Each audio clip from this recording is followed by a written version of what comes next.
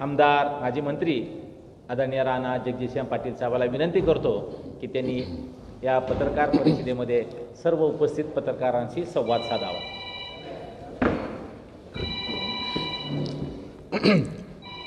आपल्या सर्वांना कल्पना आहे की सोलापूर, तुळजापूर, धाराशिव या रेल्वेचं काम जे आहे ते आपल्या सर्वांसाठी महत्त्वाचं असलेलं काम आता हाती घेण्यात आलेलं आहे आणि त्याच्या अनुषंगाने जे भूसंपादन होतं आहे त्या बाबतीमध्ये काही राजकीय आमचे जे विरोधक आहेत ते गावोगावी जाऊन लोकांमध्ये काही संभ्रम निर्माण करत आहेत, सुरुवातीपासूनच करत होते. तर त्या बाबतीत मला थोडी स्पष्टता आपल्या माध्यमातून या विषयामध्ये आणायची होती. जसं आपण पीक विम्याच्या बाबतीमध्ये अगदी सुप्रीम कोर्टपर्यंत गेलो त्याच पद्धतीने या रेल्वेच्या भूसंपादनाच्या बाबतीत शेतकऱ्यांना न्याय हक्काची रक्कम मिळेल यासाठी पूर्ण ताकदीने नियोजनबद्ध आम्ही भारतीय जनता पार्टी म्हणून काम करणार आहोत. जे अर्धवटराव फिरतात इकडे तिकडे ते प्रत्येक बाबतीमध्ये अर्धवट काम करतात, संभ्रम निर्माण करतात.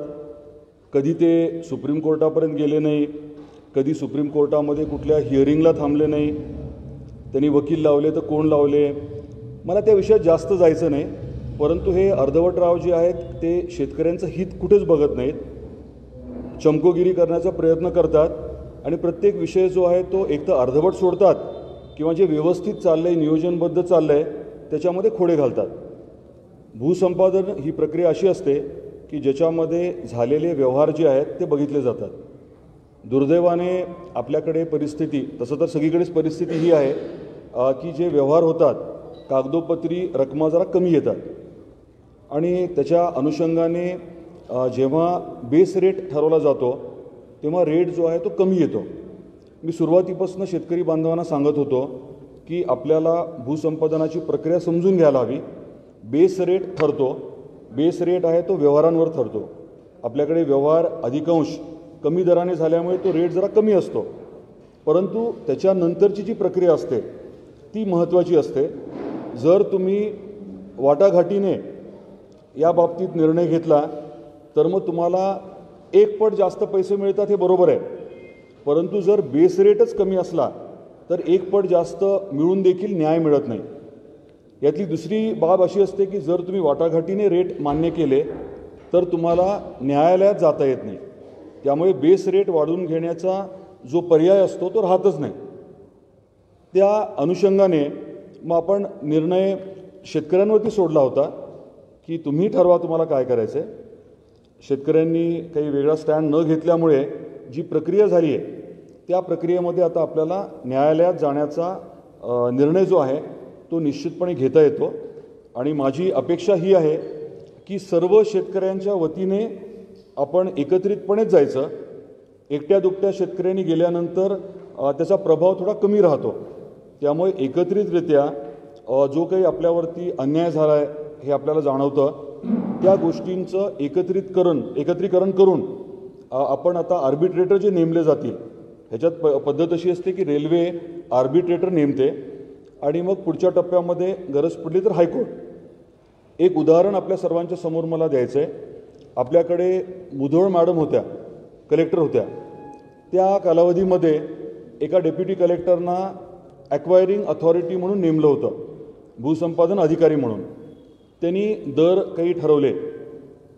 एका विशिष्ट केसमध्ये उदाहरण आपण आर्ग्युमेंट सेक म्हणून 73 रुपये ठरवले आणि नंतर लवाद म्हणून आर्बिट्रेटर म्हणून कलेक्टरनं अपॉइंट केलं होतं.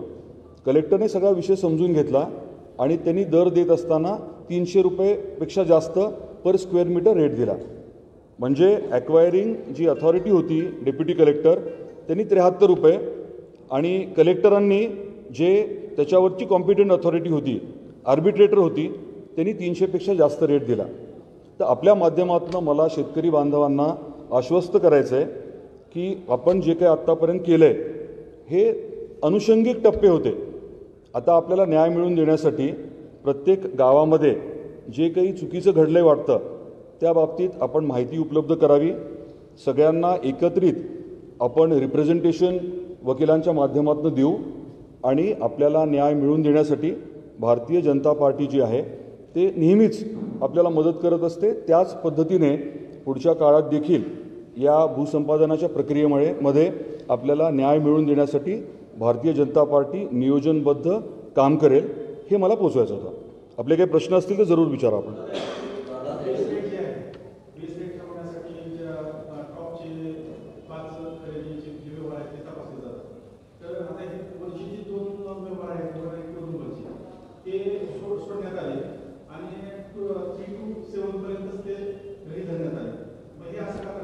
मी या बाबतीमध्ये संबंधित अधिकाऱ्यांशी इथे आणि मंत्रालयात दोन्हीकडे बोललो. त्यांनी काय सांगितलं की विंडो असते, म्हणजे आता उजवीकडनं डावीकडे जात असताना एकदम उजवीकडचे जे रेट आहेत म्हणजे सगळ्यात जास्त रेट आणि डावीकडचे म्हणजे सगळ्यात कमी रेट, हे रेट जे आहेत ते गृहीत धरले जात नाहीत.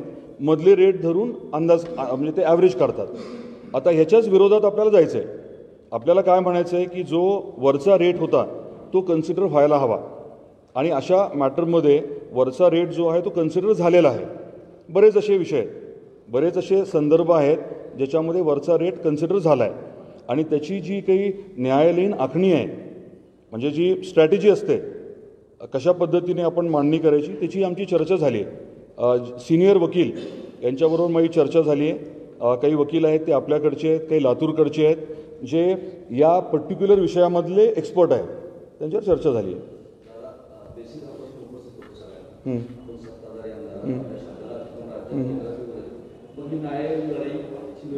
साधी गोष्ट आहे की प्रक्रिया असते. प्रक्रियेमध्ये मी सांगितल्याप्रमाणे दर ठरवण्यासाठी काही नियमावली आहे. त्या नियमावलीप्रमाणे रेट ठरतात आणि ते रेट अंतिम नसतात. ही एक इंटरमिडिएट पाथ आहे. मग ते त्यात जे काही चुकलं आहे यासाठी आपण आर्बिट्रेशनमध्ये जावं लागतं. कारण अधिकारी, समजा तुम्ही डेप्युटी कलेक्टर आहात, तुम्हाला तुमचे अधिकार ठरवून दिलेत. हे टाऊन प्लॅनर आहे, टाऊन प्लॅनरने काय करायचं ठरवून दिलेलं असतं. त्यामुळे तुम्ही तुमच्या अधिकारामध्ये तुमच्या आकलनाप्रमाणे तुम्ही निर्णय घेत असता. पण तुम्ही चुकीचं जर केलं, उद्या कलेक्टरने चुकीचं केलं तर ऑब्व्हियसली आम्ही कोणी गप्प बसणार नाही आहे. आत्ताच्या अधिकाऱ्याने काही चुकीचं केलं असेल, अधिकाऱ्यावरती आम्ही कारवाई करायला लावू, हा पहिला मुद्दा. पण मोर इम्पॉर्टंटली आर्बिट्रेशनमध्ये आपण जे म्हणजे काही इतिहासामध्ये जे काही निकाल झालेत या अनुषंगातनं ते समोर मांडून आमची बाजू कशी तुम्ही म्हणजे आमच्यावरती अन्याय केला, आमची बाजू कशी बरोबर आहे हे आपले वकील मानतील ना.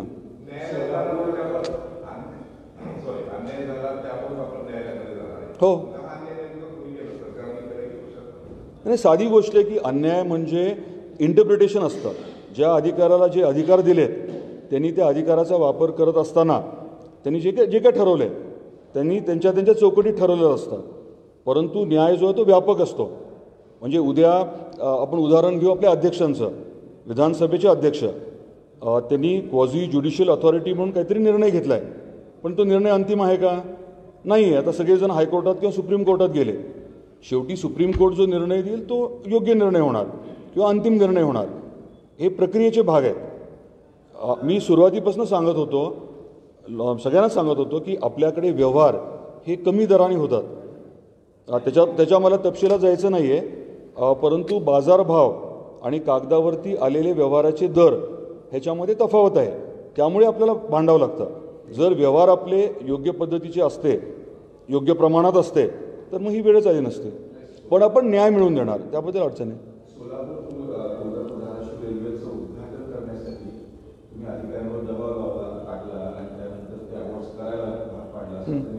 असं कोणी आरोप केला? मी म्हटलं ना, हे अर्धवट रावांच्या आरोपांवरती मी बोलण्या लायकीचे ते लोक नाही आहेत. आरोप केला कशाच्या आधारे केला? मी काही बोलेन ना, त्याला काय अर्थ आहे? आणि कसलं उद्घाटन? तुम्हा लोकांना हे माहिती असायला हवं की मोदी साहेबांनी या विषयाच्या बाबतीतलं जे औपचारिक कार्यक्रम घ्यायचा आहे कधी घेतला होता? कल्पना घ्या ना, कल्पना घ्या. त्यामुळे जो बोलतोय त्याला बोलण्या लायकीचं नाही एवढं म्हणतो फक्त. एक मिनिट, ह्यांचं संपू द्या मग घ्या. हां,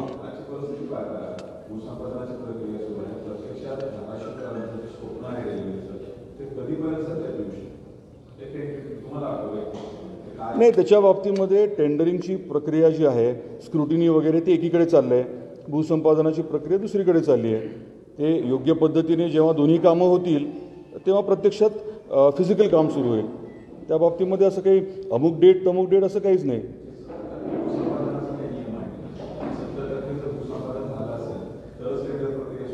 मला तेवढी नाही कल्पना, पण माहिती घेऊन सांगतो ना तुम्हाला. एक मिनिट, असं येऊ ना. 2014 हां.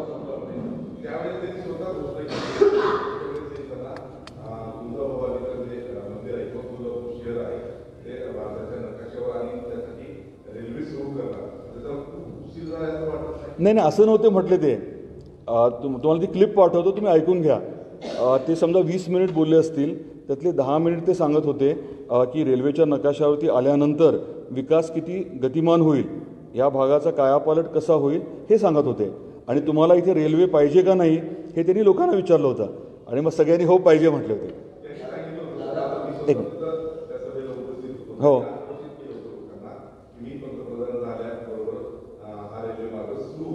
ते पंतप्रधान होते पंतप्रधान. स्वाभाविकच आहे ना. 2014 पासून ही प्रक्रिया सुरू झाली आहे. आता 10 वर्ष झाले आहेत. पण कसं आहे, मोठा विषय आहे हे. एकदम छोटंसं काहीतरी असतं तर वेगळं होतं. हा खूप मोठा विषय आहे.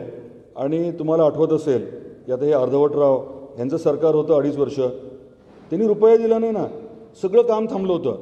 राज्य सरकारने रुपया द्यावा म्हणून ह्या लोकांनी बैठक घेतली नाही, या लोकांनी कुठे मागणी केली नाही, त्यामुळे रुपया मिळाला नाही आपल्याला. मी तर तत्कालीन जे परिवहन मंत्री होते अनिल परबजी, त्यांच्या विरुद्ध मी हक्कभंग दाखल केला की तुम्ही पैसे द्यायचं ठरलं होतं आणि 1 रुपया दिला नाही. त्यामुळे 2.5 वर्ष यांच्यामुळे गेले, हे वास्तव आहे. आपण प्रक्रिया जी आहे ती लवकर होण्यासाठी प्रयत्न करतोय, पण शेतकऱ्यांना कुठे बाधा होईल हे आपल्याला चालतच नाही. कालसुद्धा आता आम्ही इतका फॉलोअप करतोय, 288 कोटी रुपये फटकन मिळावे फॉलोअप होता. काल रात्री ते ट्रान्सफर झाले, आता पैसे खात्यावर पडायला लागले. म्हणजे आम्ही सगळेच जण जे आहे अतिशय बारकाईने या विषयाच्या बाबतीत सतर्क आहोत, कारण शेतकऱ्यांचा विषय आमच्यासाठी खूपच संवेदनशील आहे. हो,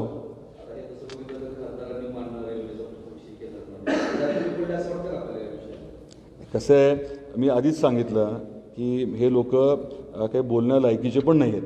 त्यांनी केलेलं काम जे आहे इतकं सुमार आहे.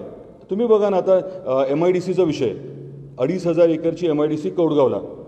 टेक्निकल टेक्स्टाईल पार्क कधी डिक्लेअर झालं? 2019ला. काय केलं ह्या दोन्ही जे कोण आहेत नग, त्यांनी काय केलं? एक तरी बैठक लावली का 2.5 वर्षात? उद्योग मंत्री शिवसेनेचे होते, अनिल देसाई, सुभाष देसाई साहेब होते. एक तरी बैठक लावली का? एक तरी मागणी केली का? 10,000 रोजगार निर्मिती होऊ शकेल असा तो प्रकल्प. ह्यांना साधी बैठक लावता नाही आली. काय बोलायचं? रेल्वेचं तुम्हाला सांगितलं, असे किती उदाहरण देऊ तुम्हाला. पीक विम्याचं सांगितलं, उगं शायनिंग मग करायचं, उगं आपल्या लोकांमध्ये प्रसिद्धी मिळवायची, एवढं जमतं. परंतु बारकावी आता समोर बसवा ना, 4 प्रश्न विचारले मग कळेल तुम्हाला.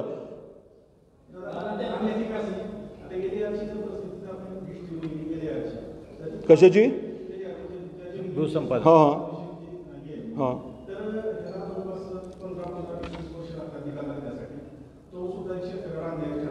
एक मिनिट, मी तुम्हाला एक्सप्लेन करतो. आपण स्ट्रॅटेजिकली काय विचार केला आहे. स्ट्रॅटेजिकली हा विचार केला आहे की शेतकऱ्यांनी एकटं दुकटं नाही फिरायचं. एक शेतकरी, मग त्यांचा एक वकील, आणि मग ते वर्षानुवर्ष चाललंय असं नाही. आपण सगळे शेतकरी एकत्रित करणार. इश्यूज जे आहेत ते ज्या त्या गावचे एकत्रित करणार. वकील जे आहेत ते फिक्स्ड असणार. आणि आपण पाठपुरावा जो तो खूप स्ट्रॉंग करणार. त्यामुळे कधीतरी तारखा पडल्या, काही झालं असं नाही होणार. इथे एकीचा जो बळ आहे, शेतकऱ्यांच्या एकीचं बळ, आणि योग्य वकील देऊन, योग्य स्ट्रॅटेजी ठेवून आम्ही स्वतः त्याचा पाठपुरावा करणार.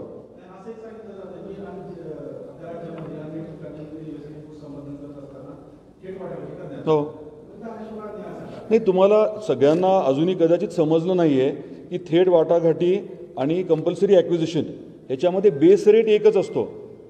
मूळ अडचण काय आहे की जो बेस रेट आहे, एक मिनिट ऐकून घ्या, बेस रेट जो आहे तो आपल्याकडे मूळतः कमी येतोय. आणि जर तुम्ही म्हटलं तसं वाटाघाटी करून केलं तर कोर्टात जाताच येत नाही. नाही, एक समजून घ्या तुम्ही, बेस रेट जो आहे त्यांनी एक काहीतरी बेस रेट ठरवला. जर वाटाघाटी केल्या तर काय होतं, बेस रेटच्या 5 पट होतं, पण तुम्हाला कोर्टात जाता येत नाही, बेस रेट वाढवता येत नाही. आणि जर कंपल्सरी ॲक्विजिशन केलं तर चौपट मिळतं, पण तुम्हाला बेस रेट बदलता येतो. आपल्या जिल्ह्यातल्या पूर्ण या प्रक्रियेमध्ये बेस रेट वाढवणं हे सगळ्यात महत्त्वाचं आहे. त्यामुळे कोर्टात जाणं, ते फाईट करणं हे खूप गरजेचं आहे. आधीपासून मी शेतकऱ्यांना तेच सांगत होतो की तुम्हाला काही लोक चुकीचं सांगतायत की तुम्हाला 1 पट जास्त मिळेल, पण कशाच्या 1 पट जास्त? ज्या बेस रेट आहे तोच जर कमी असला तर चौपट काय आणि 5 पट काय, त्याचा फायदा नाही होणार. तो बेस रेट आपल्याला 2पट 3पट 5 पट करायचा आहे, जेणेकरून तुम्हाला मिळणारी जी रक्कम आहे त्याच्यामध्ये आपल्याला न्याय मिळेल, एवढी मोठी ती रक्कम राहील.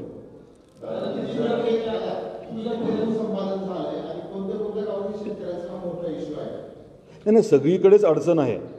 प्रत्येक गावामध्ये आता मला जी अपेक्षा आहे त्याच्यापेक्षा कमीच आहे ना. आता उपळ्याचं सगळ्यात जास्त चांगलं आहे म्हणत होते, उपळा का शिंगोली, पण तिथले शेतकरी येऊन मला भेटले, म्हटले की नाही खूप कमी आहे. त्यामुळे कोणाचंही या बाबतीमध्ये 100% समाधान होणार नाही. आपल्याला ज्या काही चुका झाल्यात प्रक्रियेमध्ये आपल्याला वाटतं त्या मांडून आपल्याला बेस रेट वाढवून घ्यायचा आहे. ते एकच आहे काय? नाही, तो आज नको विषय, त्याचं मी तुम्हाला परत घेतो ना वेगळी प्रेस. हां सांगा.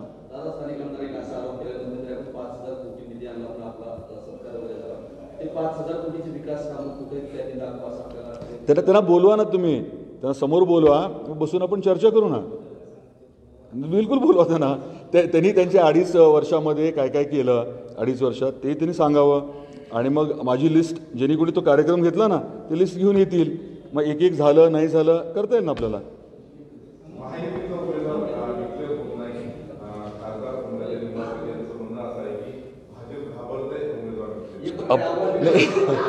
नाही, भाजप प्रचंड घाबरलेला आहे हे तुम्हाला दिसतंयच ना सगळ्यांना.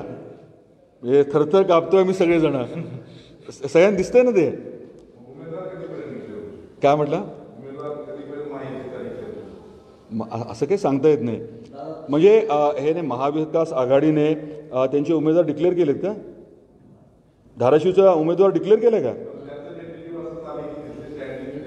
ते टेंटेटिव्ह आहे ना, टेंटेटिव्ह आहे, काय सांगता येतं. माझी तर माहिती खूप वेगळी आहे. इथे बऱ्याच आश्चर्यचकित व्हाल तुम्ही, अशा गोष्टी घडणार आहेत. कसे तुम्ही सांगायचं? मग ते सस्पेन्स कुठे राहतो. त्याच्यातले खरी गंमत जी आहे, कारण कसं आहे, माझं नॉर्मली जे बोलायचं आहे ते मी प्रामाणिकपणे बोलतो, जे सांगायचं नाही ते सांगत नाही. म्हणजे दात माझे दाखवण्याचे वेगळे, खाण्याचे वेगळे असं नाही. पण आपल्याकडे असे गडी आहेत की सकाळी मोठ्या मोठ्या आवाजामध्ये काय काय बोलतात आणि लगेच ते बोलणं झाल्यानंतर फोन मारून सांगतात. मग तुम्ही काय असं त्याच्याबद्दल काही वाईट वाटून घेऊ नका, ते करावं लागतं म्हणून केलं, पण आमची भूमिका अ-ब-क आहे. त्यामुळे मी म्हटलं की बऱ्याच गमती घडणार आहेत. बघा, मी काहीही बोलणार नाही, बऱ्याच गमती आहेत सांगतो मी. आणि जे तोंडावरती हे लोक त्या बोलतात किंवा जे दिसतात तसे ते नाही आहेत, हे सुद्धा तुम्हाला क्लिअरली सांगतो मी.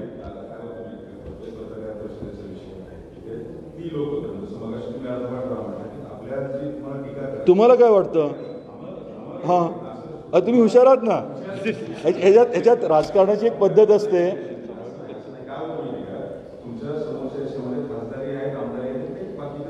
असतील ना. हे बा, तुमच्यापेक्षा जनता हुशार आहे, जनता समजून घेईल ना.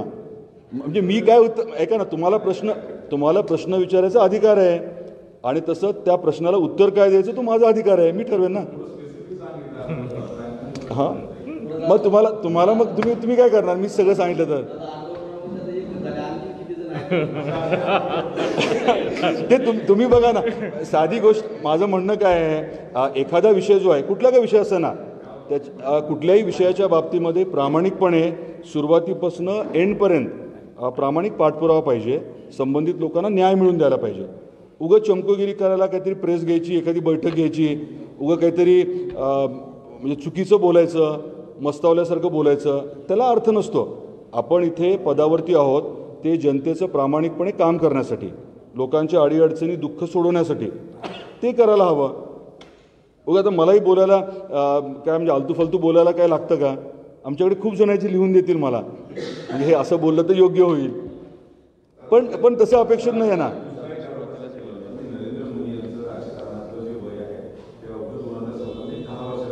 असं कोणी आरोप केला होता?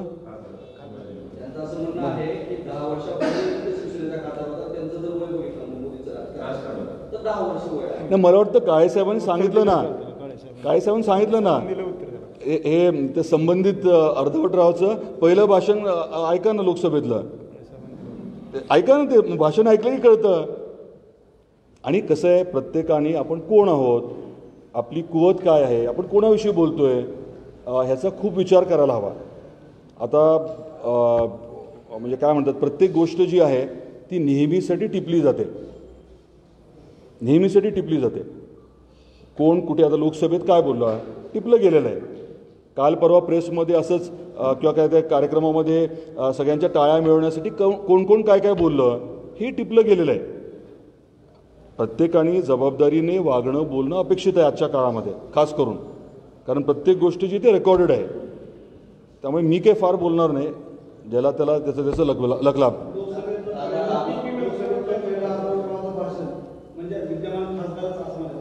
आता तुम्ही हुशार आहात, एकदा सांगितलं ना, हुशार आहात बघा ना तुम्ही.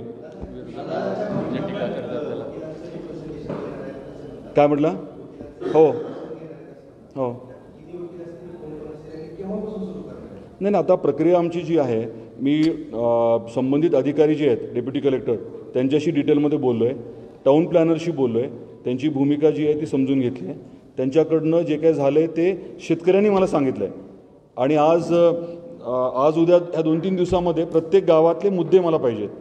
म्हणजे आता आम्ही सकाळी आज वडगाव सिद्धेश्वरला गेलो होतो, त्यांचं म्हणणं होतं की 40R आतले जे व्यवहार आहेत ते कन्सिडर केले नाहीत, ते व्यवहार वगळले गेले.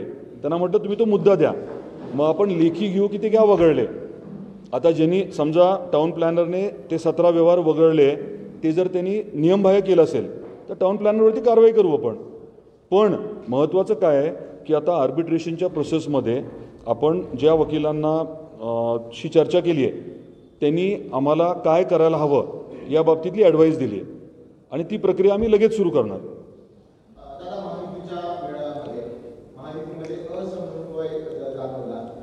कसा? नाही, त्याच्याबद्दल आपले जे कार्यक्रमाचे अध्यक्ष होते सावंत सर आपल्याला सांगू शकतील. मी त्याबद्दल बोलणं योग्य नाही. तुम्ही नाही, मी बोलणं योग्य नाही. कसं आहे, ज्याला जी अथॉरिटी आहे त्यांनी ते बोललेलं योग्य असतं. नको हो, आज बसू. काय म्हटलं?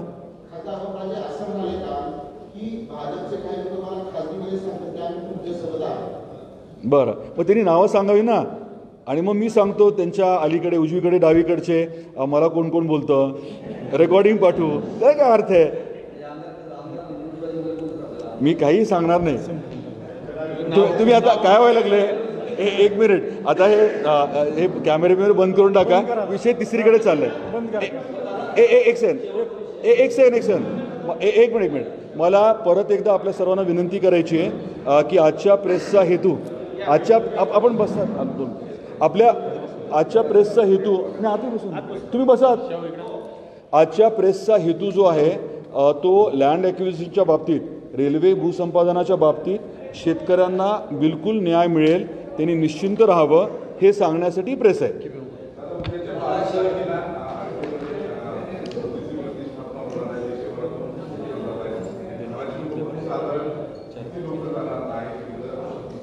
नाही, त्याची मला कल्पना नाही, परंतु आम्ही साधारण इथनं 6,000 लोकांची आम्ही चर्चा करून त्यांना सहकार्य करण्याच्या बाबतीतलं आमचं ठरलं आहे.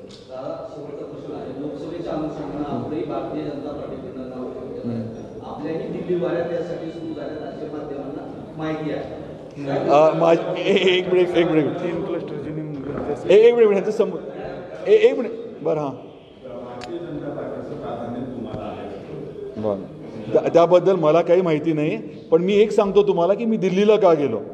दिल्लीच्या बाबतीमध्ये विषय असा होता की मला एक वेगळी जबाबदारी पक्षाने दिलेली आहे. बीड, लातूर आणि धाराशिव या 3 लोकसभेच्या क्लस्टरची जबाबदारी मला दिली आहे. देशातनं 146 लोक बोलवले होते. मग त्याच्यामध्ये काही उपमुख्यमंत्री आहेत, काही राज्याचे, आपल्या इथले मंत्री भरपूर आहेत. तर ह्या सगळ्यांना बोलवलं, त्यात मला एक जबाबदारी दिली आहे, त्यासाठी दिल्लीला गेलो होतो, बाकी काही नाही. महाराष्ट्रातले 16 होते. तीन लोकसभाच्या क्लस्टरची. हे पहा, मी कुठल्याही जबाबदारीपासून कधीच पळणारा माणूस नाही आहे, ही पहिली गोष्ट.